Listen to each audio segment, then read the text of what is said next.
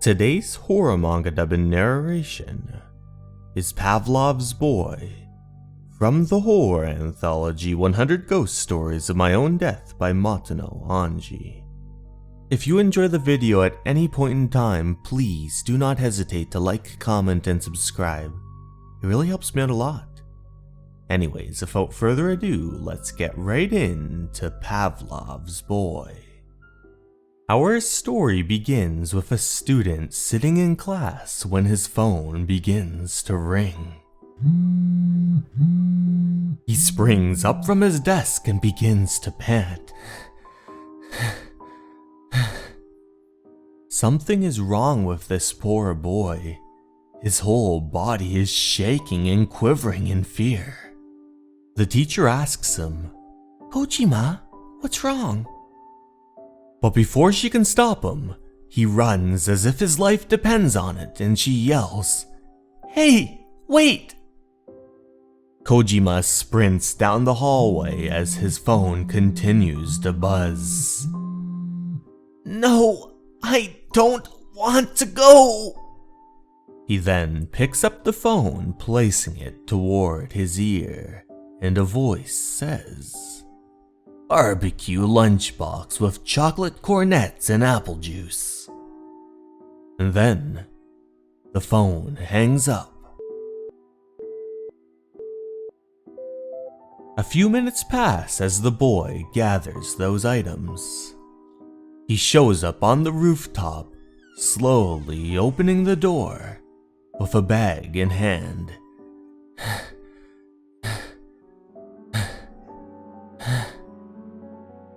"You're late," the student says, and then he kicks him right in the gut. The tremendous blow causes the boy to fall down to the ground, and then the other student grabs the plastic bag in hand. "Damn, that's nice. Can you get him to deliver to me too?" "Nah, no way. He's all mine.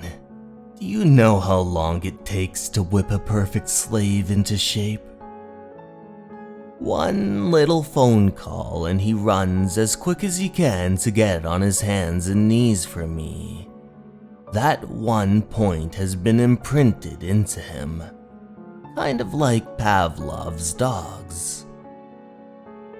Watch this." The student picks up his phone, begins to dial, and places it against his ear.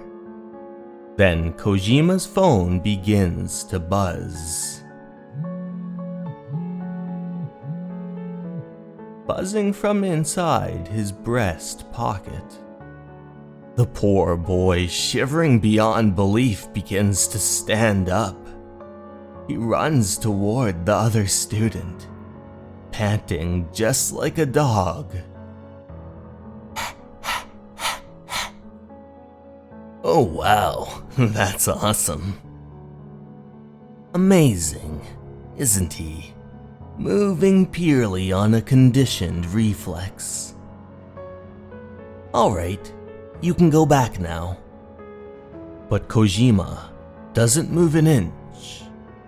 The student reiterates, "Hey, get lost." He continues to stand there in silence. And then he utters, "From tomorrow onwards, you won't be seeing me." Huh? Well, I don't really mind, but do you think you get to decide? He says as he taps a key on his phone. The phone then begins to buzz, and the boy trips over his own legs. They continue to laugh and bully poor Kojima. The next day, "I heard he skipped today. Guess he really won't be coming." "Nah, he'll show up, just like I trained him to." But as he dials the phone, he's not answering. But then, from down the stairwell, they hear creaks, creaks of someone coming toward them. See? No way. He came from home? Hey, why didn't you answer your phone? I couldn't let you know what I wanted you to get. Come out already. You need some sense knocked into you? Someone slowly emerged from the shadows of the doorway. It was Kojima, but to everyone's dismay, he was missing his head. The two of them looked in disbelief. His head is, But then, Kojima began to run at his bully. Stay away! But it was too late.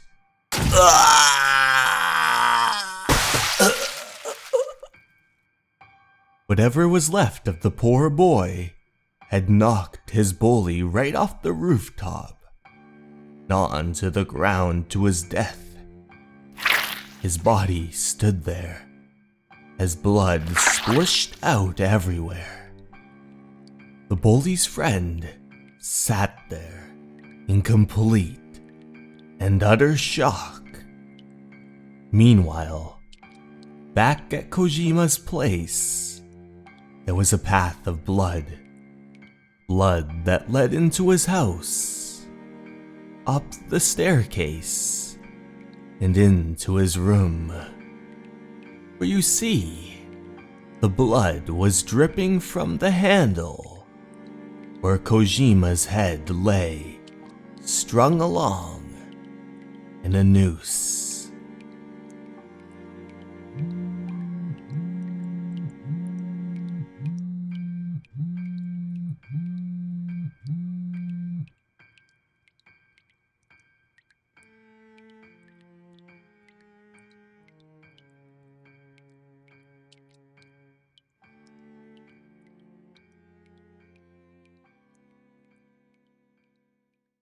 Hey everyone! Thank you so much for watching. I'd like to take this time to give a very special thanks to my Patreons and YouTube members. Sarah De Jesus, Motosurf, Leo, Basin Animus, and Alleyway. Thank you so much for watching everyone, and remember, you're important and you matter. Have a good night everyone. Bye.